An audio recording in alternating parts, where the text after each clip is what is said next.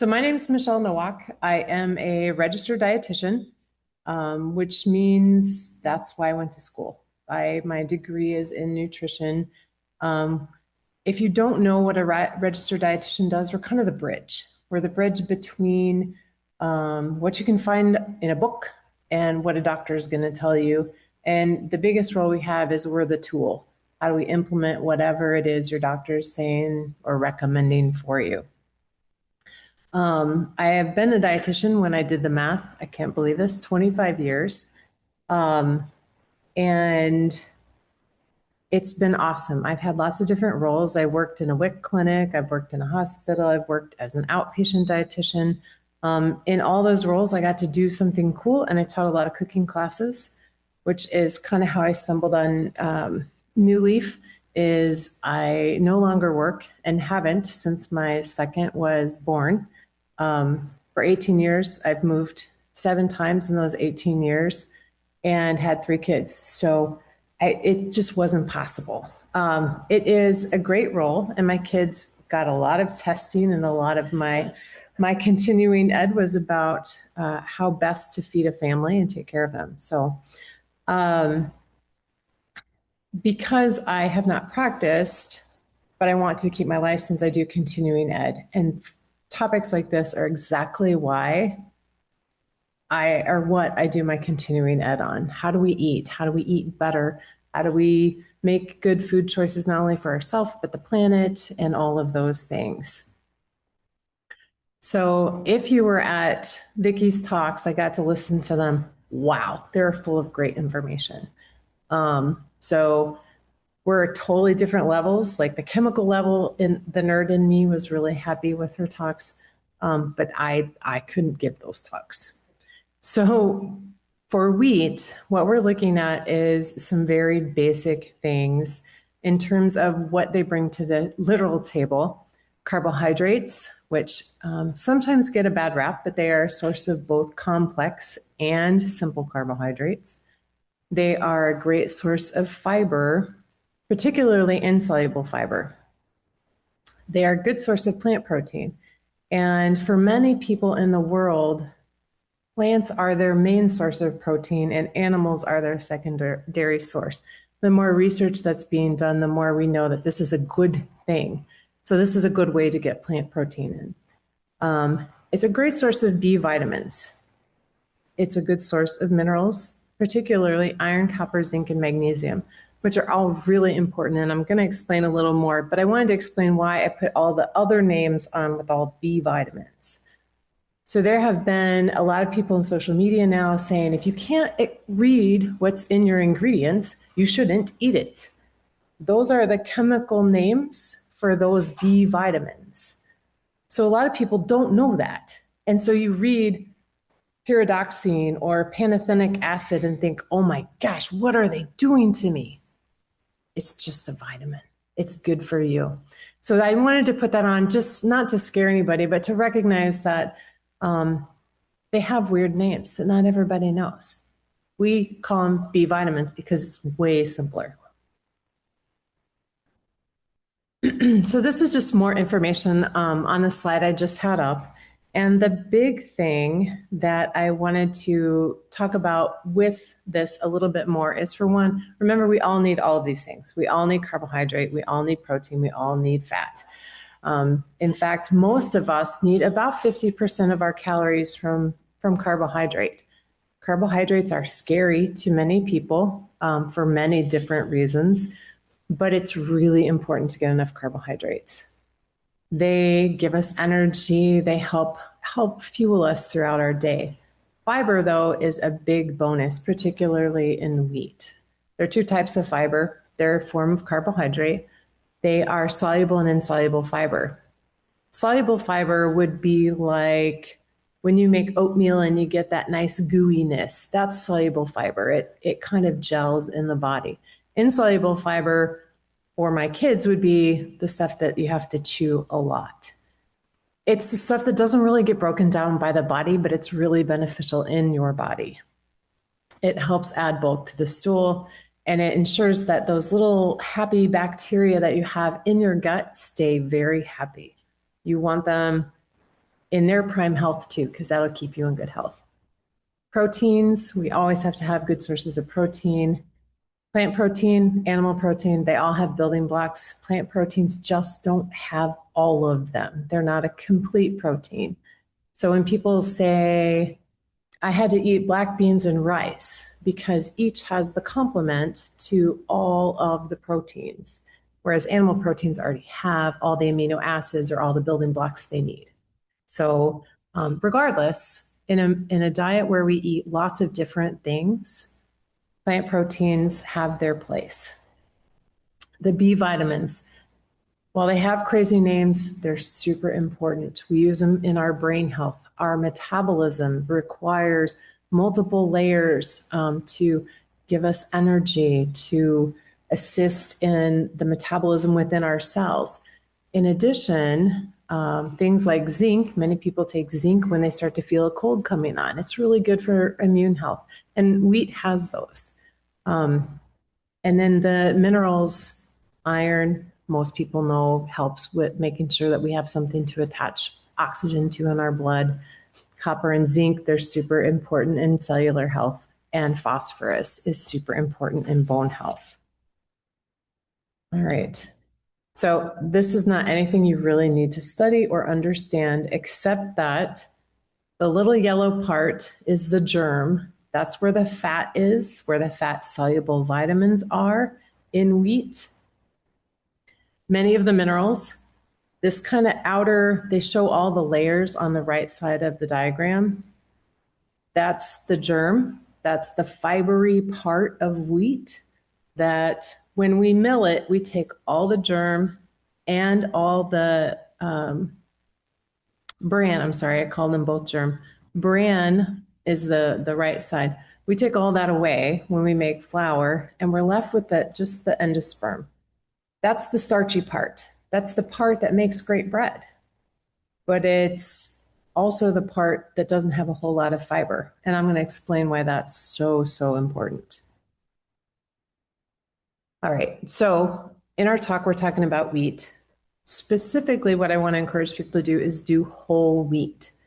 So whole wheat means it's the complete grain. You get the bran, you get the germ, and you get the endosperm, all three parts together. In some flours, they'll be milled partially, and then they'll make sure to supplement back any germ or bran that's lost so that you still get all the benefits from the different parts. You don't need to enrich them. If you go buy all-purpose flour at the store, it'll say wheat flour, and then it'll list all those vitamins and minerals, and it's really just flour. But in the processing part, we take away all of that outer stuff where all the goodies are, and we have to add it back, because what we found is when people switch to white flour, only the endosperm part, we remove the fat, we remove the vitamins and minerals, and people ate a lot of it. It made up a lot of our diet from a day to day. And so that enrichment really helped keep people a little healthier once we started processing wheat in that way. All right, so sources of whole wheat versus processed wheat. Obviously, if something says whole wheat, it's probably got whole wheat in it. But whole wheat bread, whole wheat flour, and then we have things like farro, spelt, bulgur. They're types of wheat that you can buy at the grocery store and cook. They are not magic. They look very much like any food that you've ever eaten. It's just not traditional in the US diet. So a lot of people don't eat those. They are essentially a whole grain. On the, let's see, it'd be your right side of the screen. I guess it's my right side looking down.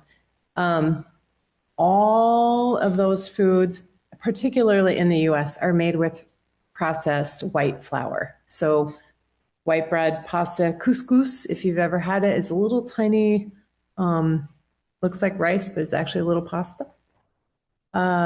White flour, crackers. I love me a good cracker with some cheese and sausage. But crackers are primarily made with white flour. You can find some with whole wheat flour. Donuts and pastries, that's a whole different food group all by itself, but they are made with white flour. And many breakfast cereals, most of the fiber is taken out. So those are the kind of things when you hear somebody talk about processed or refined grains, that's where they're talking about those. The reason that that's important is this. So this is an old, really not used. I like it, but it's not used currently very much.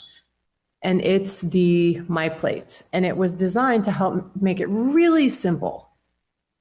If I am going to eat, I need to have my meal be roughly 1/2 fruits and vegetables, 1/4 grains, and 1/4 protein.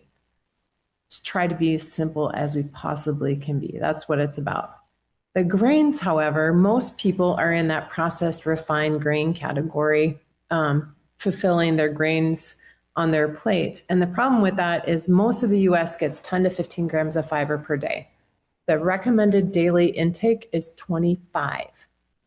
So we're half, maybe a little under half of what we're supposed to be getting in terms of fiber. With refined grains, usually we get high sugars too. Sometimes they're added, sometimes they're not, but they also are the type of carbohydrate that the body is like, all right, I got energy. And 10, 20, 30 minutes later, you don't have any more because they're easily used by the body. So with this My Plate, the recommendation is to get about 3 servings of whole grains, whatever form that might take for you, every single day. Right. And this is why it's important. So, eating a diet low in whole grains, which ultimately means low in fiber, increases your risk for cancer, heart disease, diabetes, digestive issues, pretty much all the yuck that you don't want to have to deal with as we get old. Getting old is hard enough without everything else. So there are lots, and does everybody know what diverticulitis is? Okay, so diverticulitis is it's not really a disease as much as it's a condition. Your large intestine is much like a deflated animal balloon, really long. When you deflate it, it gets these pockets. And that's great because as food moves through our large intestine, it can expand if it's a really bulky food. It also expands when we have eaten too much of broccoli or cauliflower and we have a little extra gas going on. But what happens over time as we age is that elasticity in that ability decreases and you have pockets that form. And in a diet low in fiber, those pockets don't necessarily get cleared out every time food passes through the large intestine, and they can become inflamed or infected. Diverticulitis is miserable. My father-in-law suffers sometimes with it, and having a diet higher in fiber can help with things like that. So that's why that's on there. These are just some examples of the science behind why we say what we say. There was a study in women, and it found that the better quality of the carbohydrates in their diet, specifically those coming from grains, actually reduced their risk of disease, but also they aged not in reverse, but maybe a little slower. Some of the things that we associate with aging were less, in addition to disease itself. And most of that reason was because those high quality carbohydrates have what's called a low glycemic index. And that's it's a way to measure how any given food affects our blood sugar, the glucose in our blood. And the lower the glycemic index, the better and more even keeled our blood sugar stays. If you don't know much about that, we don't want roller coasters. We don't feel good on roller coasters. Our blood sugar does not. So anything we can do to keep it kind of more like the rolling hills, the better. And so high quality carbohydrates, high fiber definitely helps with that. They also have found that when we have diets lower in fiber, we have higher risks of specifically colorectal cancer and some other cancers of the GI system. And another review, which is these are meta-analysis where they take many studies that are looking at similar things, pile them all up, because then you have a huge data sample to pull from. You might have 10 studies of 100 people, and 100 people isn't a small study, but 1,000 people is a whole lot more. So it makes the information from the scientific studies way more concrete and more substantial in the evidence. And so these meta studies, which all three of these particular ones are, the last one found that increased, and this was specific to whole grain, increasing whole grain reduced mortality across every type of mortality. So every disease of basically aging, everything that we are more at risk of as we age, so heart disease, diabetes, cancer, even some diseases of inflammation, is less with increased fiber and whole grain intake. So the info in the media is pretty, it is all over the board. You can go to your doctor and he can tell you, I want you on a low fat diet. And you go to your neighbor and you're like, no, I don't want a low fat diet. That's bad for you. You want to eat high fat and no carbs. And then you get on social media and they're like, no, this is the best diet. It's really hard to know exactly who to trust. And that's where I have to plug dietitians as a whole. That's our job. That's what we go to school and spend time doing. And it is a 4-year degree plus then another degree of graduate school and an internship where we have to actually learn and do weight loss. Low fiber foods tend to be not very filling. So we get hungry more quickly, which is always a bad thing if what you're trying to do is eat a little less. So low fiber foods, not really great in nutrient value, are also not great for weight loss. So that's one reason why to go that direction. And I think I covered, I want to cover this last one just real quick. The synergistic effect of plant nutrients. So one of the things that can happen is you'll go to the doctor. I remember we actually had to do a lot of nutrition education when somebody would start on a blood thinner and you can't take vitamin, you can't eat a lot of leafy greens because it's high in vitamin K. They contradict each other in the body. One of the beauties about nutrients within a whole food is they're made to work together.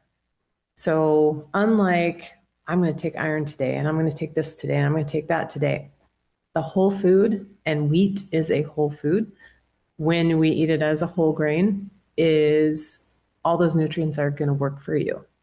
Not maybe as well as another plant-based iron isn't absorbed as well as animal-based iron, but in general, it's much better. So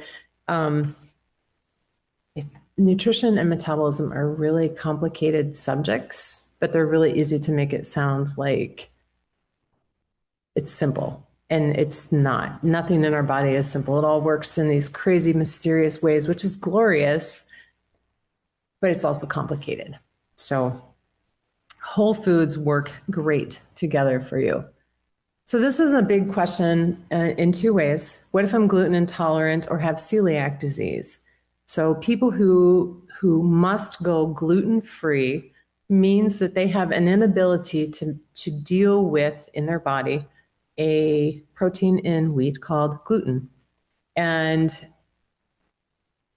there are a couple different things. People who have celiac disease, it's an immune response where the villi, and I always like this because it's a really simple, I could explain this to kids.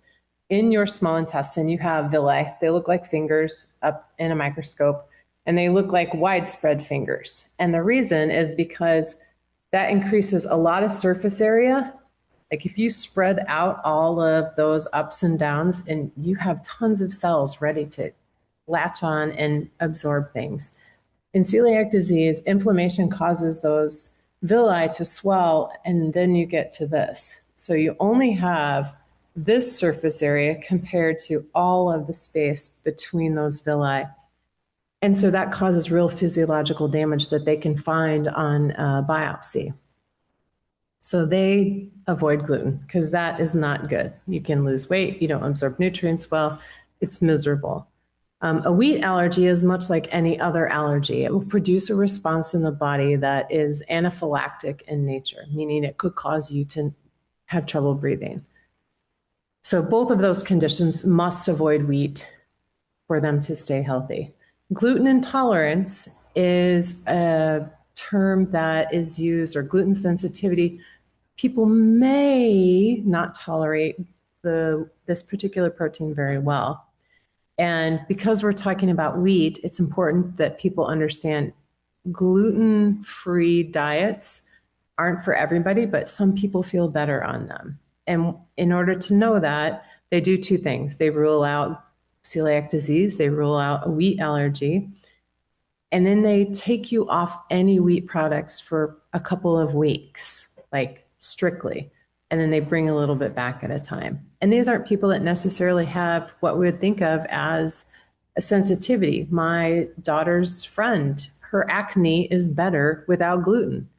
So it's still understanding those mechanisms, but these are some of the reasons why people will do a gluten-free diet.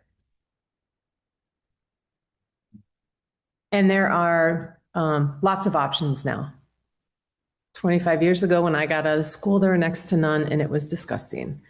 It was mostly rice flour, and it was gummy, and it was gross. But there are whole grain options other than wheat. So you can always use oats. And some people are even a little sensitive with oats, but there are gluten-free oats available.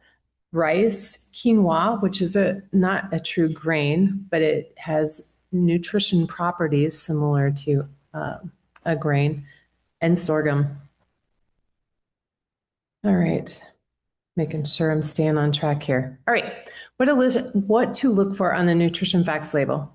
This is good knowledge for anybody of any food looking for any new information on the food that they eat.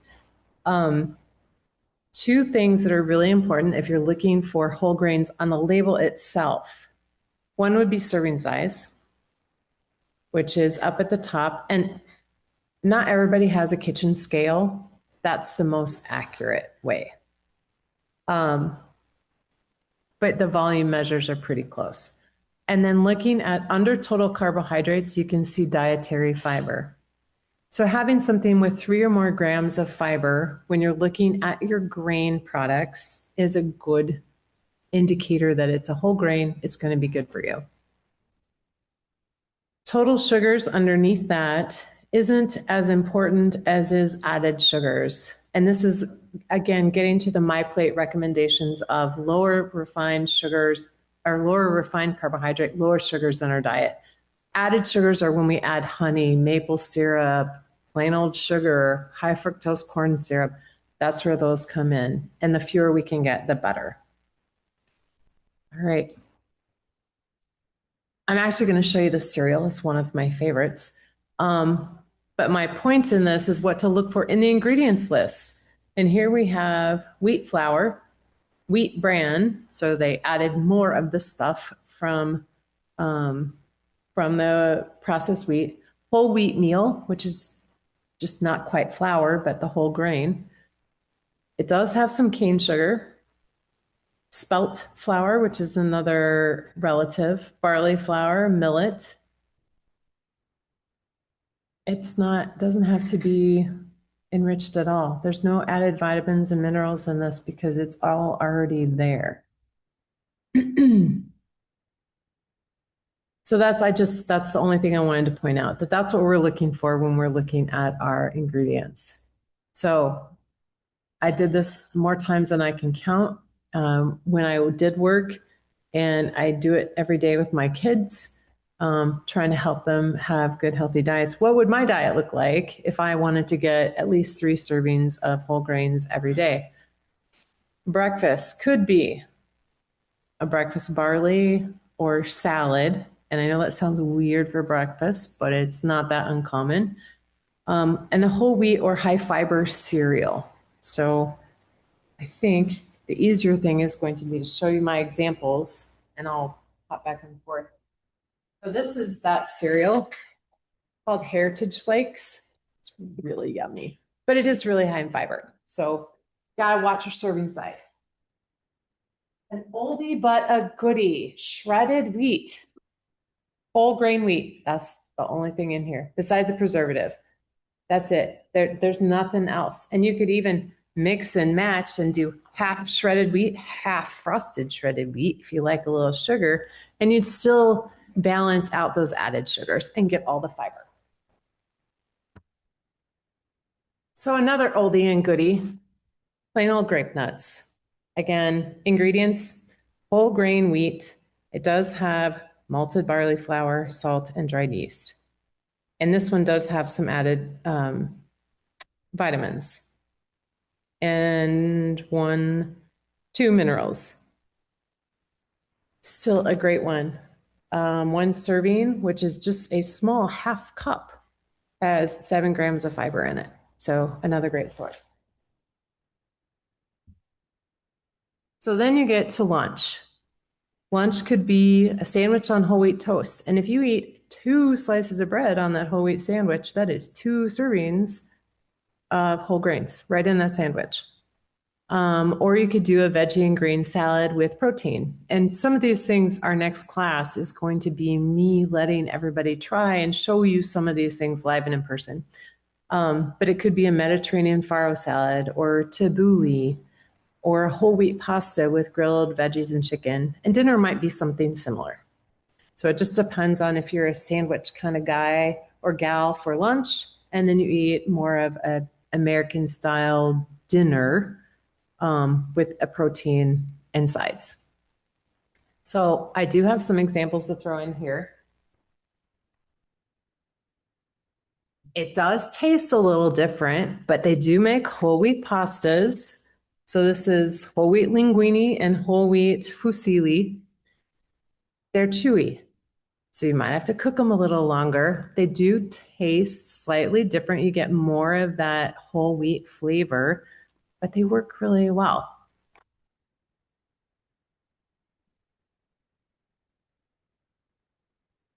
So this is farro.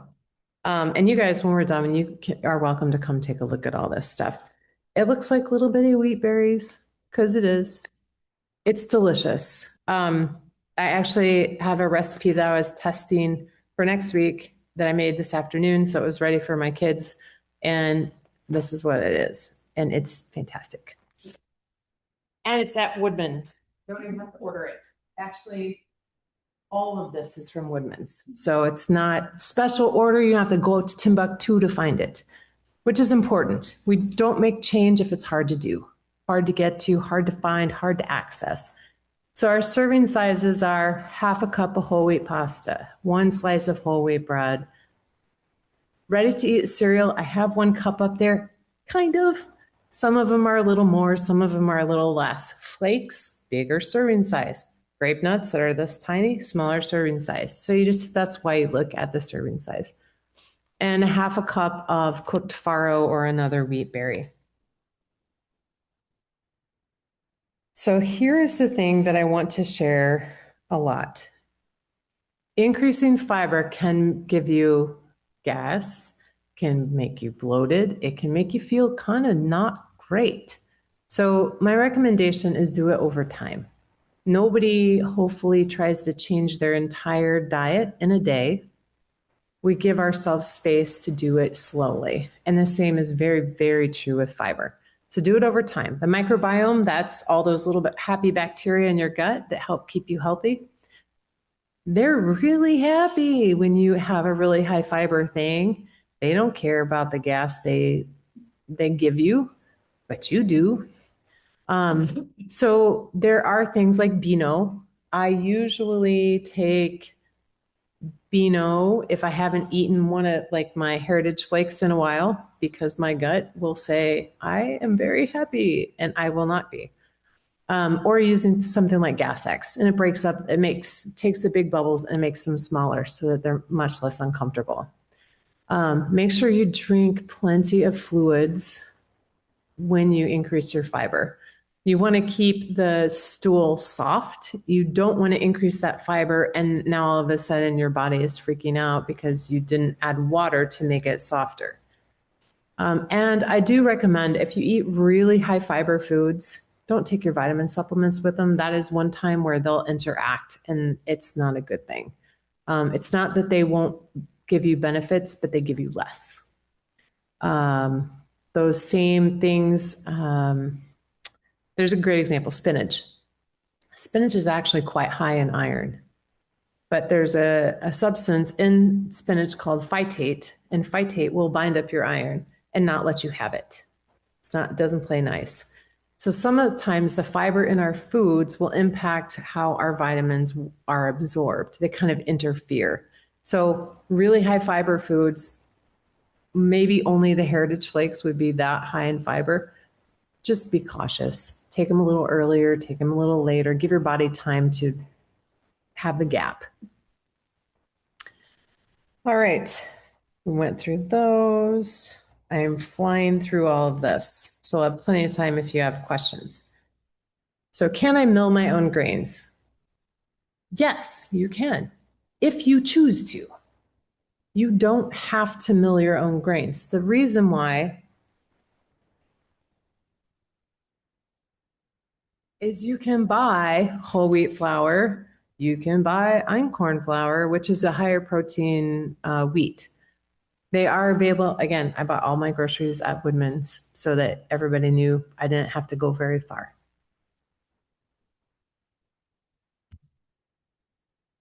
But if you want to do something fun and different in your kitchen, you can mill your own grains. And there are many different varieties to choose from.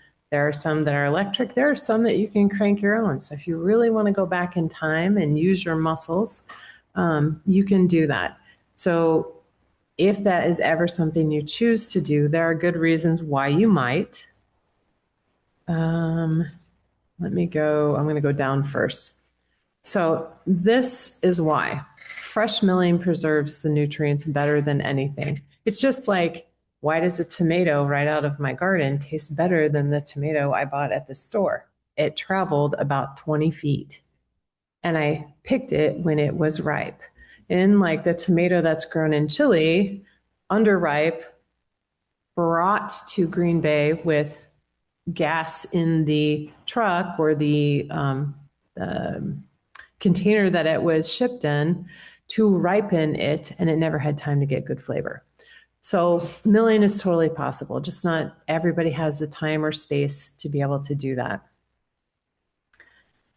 The problem with milling, and this is true because of that fat, because of the germ that is in your grain, fat goes rancid very quickly if it's in natural form. Think about,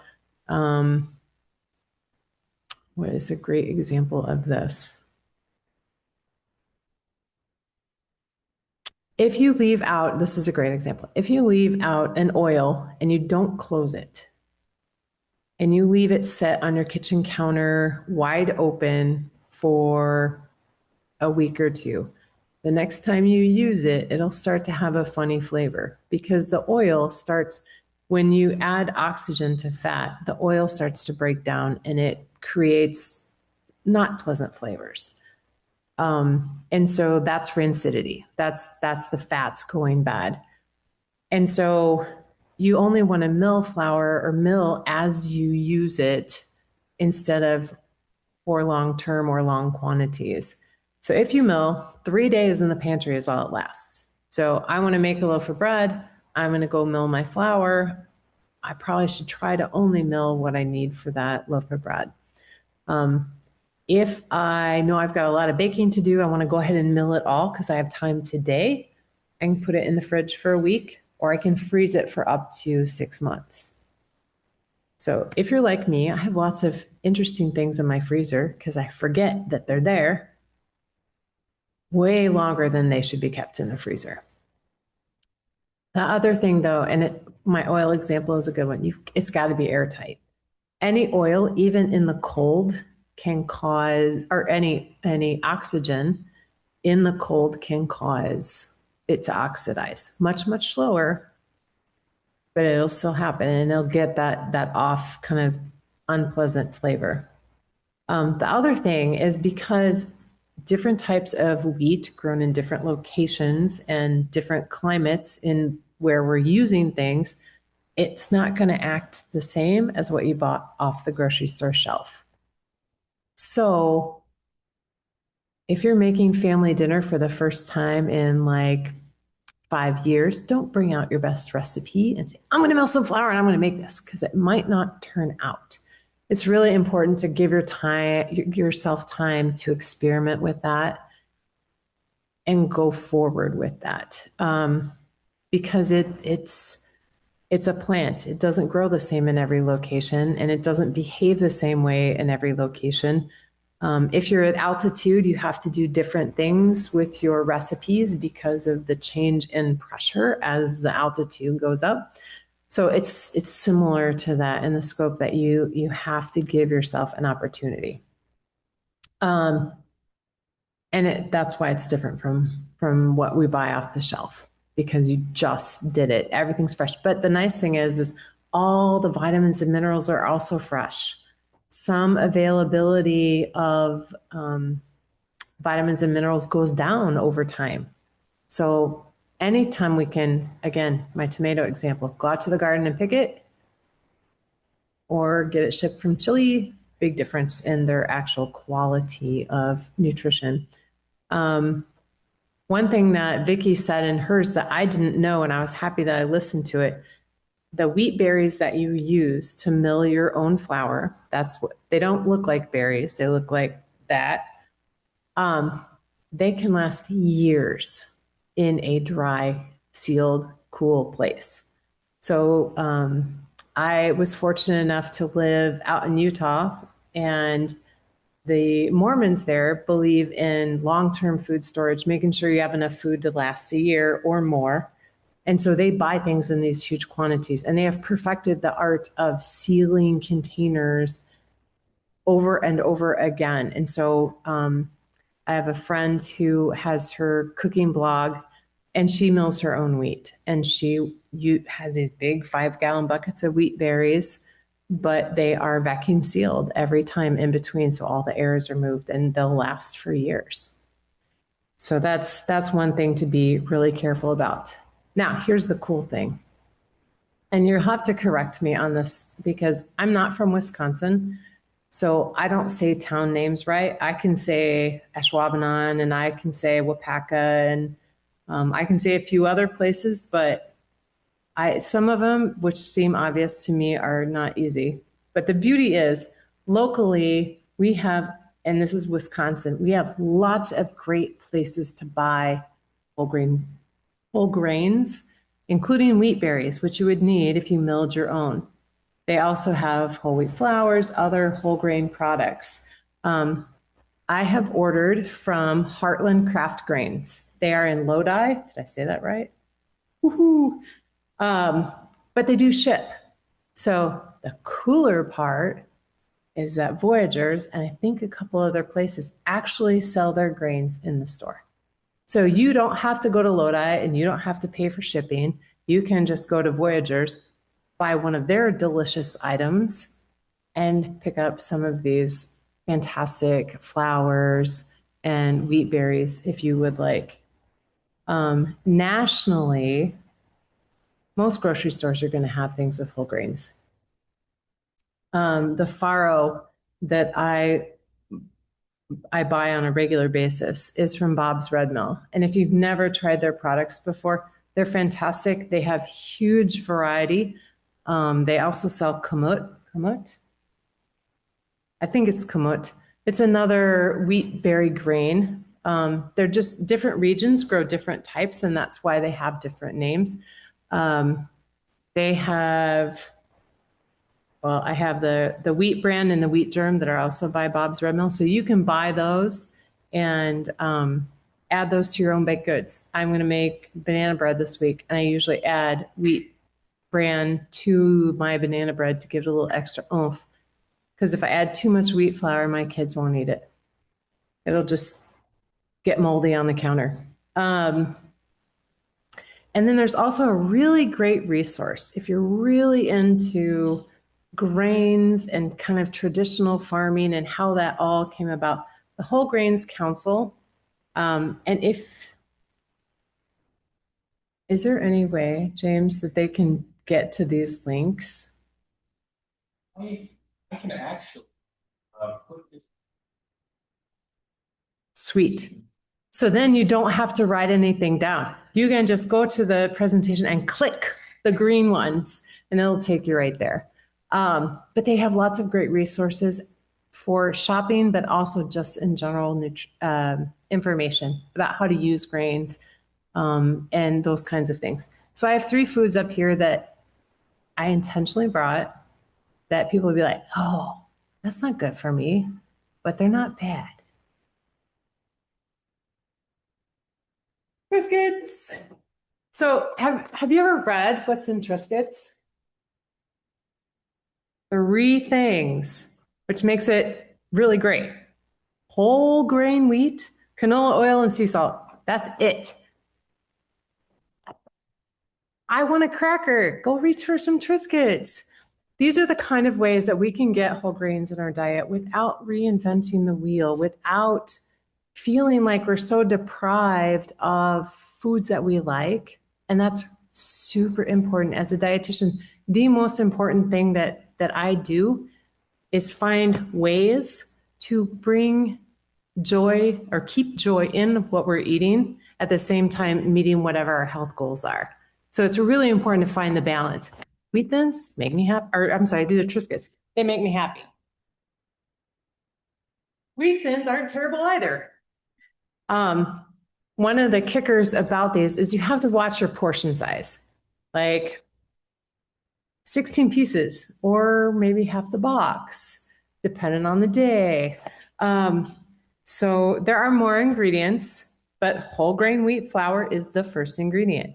So it is a decent source. There are 3, and that was the magic number I gave you guys, 3 grams of dietary fiber in wheat thins. So just be careful and make more whole grains your option, and these are good snacks. Okay. Big bars. So my kids, if I gave them a regular fig bar, I'd be like, oh, Mom, come on. But these now have more flavors in the figgy part. But fig bars are like sweet heaven rolled into a little cookie that's really easy to take. They're not super high in calories. This one hits that 3 grams of fiber mark, and whole wheat flour is the first ingredient. So again, it helps bridge the gap between these whole wheat fiber, or sorry, whole grains in our farro and whole wheat pasta, which can be a little intimidating both in flavor and difference in texture. But then I can have this like for a snack in the middle of the afternoon when I'm not quite there yet. So that's really really the crux of bridging the gap with these kinds of foods. So, and this is perfect timing because I want to give you guys a little bit of time to ask questions at the end. Increasing fiber and nutrients by switching to whole wheat, super important as you're able. Most of these products, well, shredded wheat probably is one of the, and you can buy the generic brand and it's still good for you, is an easy way, and it's not as expensive as maybe a different option. Grape nuts, same thing. Whole wheat flour, not traditionally much more expensive than white flour. The whole wheat pastas, I'll give you that. They're probably a little bit more expensive, and you have to usually buy a branded item. There aren't too many. I haven't checked Aldi, but there aren't too many generics for those. But when you're trying to balance out a little bit of everything, find that one item, and then go find your wheat that or your Triscuits on sale, so that you're getting good whole wheat options, but a balance of things that don't break the bank and that also don't break my taste buds because they don't taste good. Really watch those refined grains, trying to limit what we're taking in as far as refined grains, simply because their nutrient profile is so much lower, and the fiber is lower. So with wheat, you have two options. Choose that really good one, the whole grain option. Try new recipes. I love to cook. It's a good thing my kids are adventurous eaters. But it makes a big, big difference. And then my plug personally, as I've done my continuing ed, trying to buy as many things from people close to me as I can is really important. It saves, our food is more nutritious when we buy it from down the street or we buy it from the farmer a couple miles away. We buy our flour from Lodi. Those things make a difference in the quality of the food that we can take. It also supports our community, which is fantastic. And we always want to do that. One thing I wanted to show or share, and you guys have probably heard of this, the Blue Zone solution. So the Blue Zones, and I'll leave these, I also have the Blue Zones American Kitchen. So what happened was there was someone investigating why we have these groups of people that live to be 100 or more, and a lot of them, not a couple, a lot. And one of the things that they realized is the people that live in those areas tend to have a lot of community support. They tend to not be super sedentary, and they also eat a lot of plants, including whole grains. And so one of the beautiful things about this is we could all live better even if we don't live to 100. And so taking some of their ideas and bringing them forward is what the cookbook actually is about, trying to find ways to incorporate those same ideas around food that they found. And this is places like Japan and different places in Italy, and I'm going to forget them all. Yes, even Loma Linda, California is because they are Seventh-day Adventists, so they don't eat any meat or drink any alcohol. So their diet is extremely high in plants, and all their protein comes from plants. So all of those things and all the evidence from the people that live there tell us this is a good thing. They live well, not just long, but live well at old age. So if you want to take a look at those, before we take off, please do, because they're great resources. Or I'm sure the library has them in multiple versions. All right, I am going to stop talking